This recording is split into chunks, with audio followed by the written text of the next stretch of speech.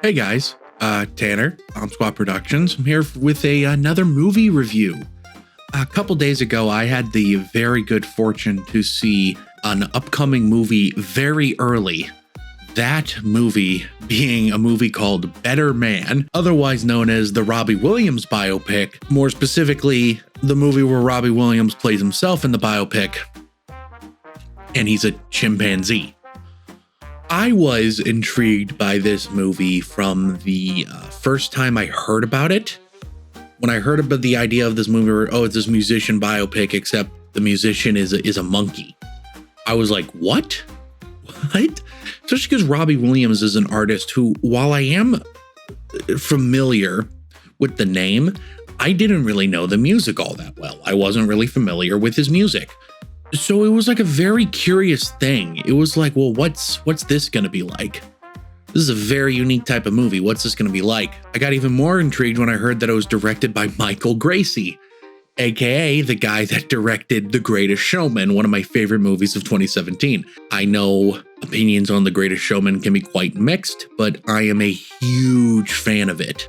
So when I heard about the creative team going into it, I was so intrigued. And when I got invited to an early screening, I immediately went, yes, I have to go to this.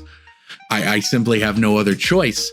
And I'm happy to say I really dug this movie. Just first off, right off the bat, the performances across the board are really well done. I was especially impressed with Robbie Williams and specifically his courage as an artist to relive a lot of incredibly dark moments in his life. This movie gets dark. It does not hold back in regards to his drug use and his addiction problems and his infidelity and stuff like that. It does not hold back in terms of his flaws. And I think it's incredibly brave of Robbie Williams to essentially relive the worst moments of his life on camera. I think that's an incredibly courageous decision as an actor, but the entire rest of the cast I think is really spectacular. They do a great job nailing the dramatic moments, but more importantly, they're incredibly great in the musical numbers, which was a big surprise for me. I did not know this movie was a Rocket Man style biopic where it's a musical featuring the artist's music. I think that's one of the best ways to do a biopic about a musician, but I did not know this would be one of them. The musical numbers are directed just as incredibly well as they are in The Greatest Showman, which shows that Michael Gracey, it wasn't a fluke in regards to the quality of the musical numbers of that movie. There's this one spectacular, breathtaking, sort of one-take musical number in the first third of the movie or so, I want to say, that I really, really dug.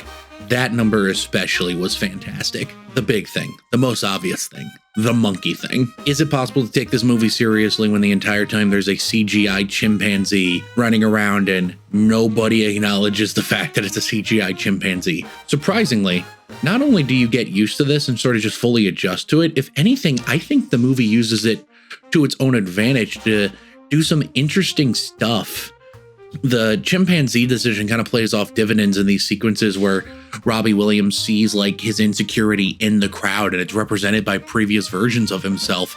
I think it's an incredibly effective filmmaking technique to really get us inside his head. And I will say that there is an incredibly heavy grain filter on the entire movie. It's clear that this movie doesn't quite have the budget of Planet of the Apes.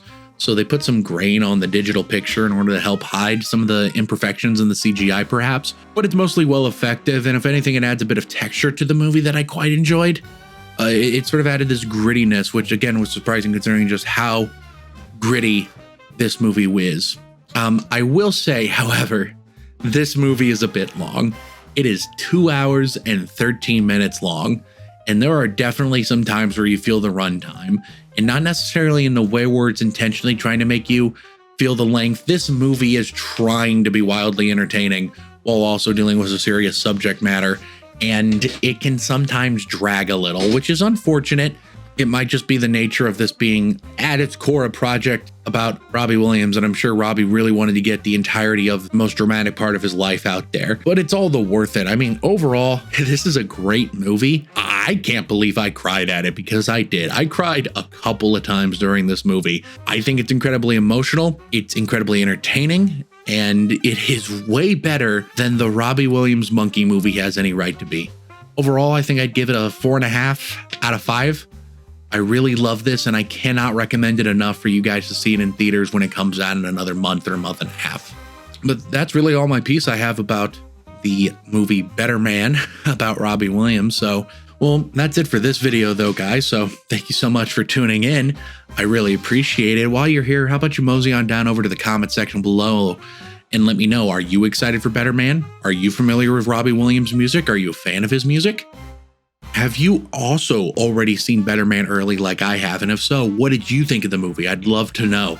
Comment below and let me know. And while you're down there, go ahead and hit the like button so we know how much you like us. Hit the subscribe button so we know how much you love us.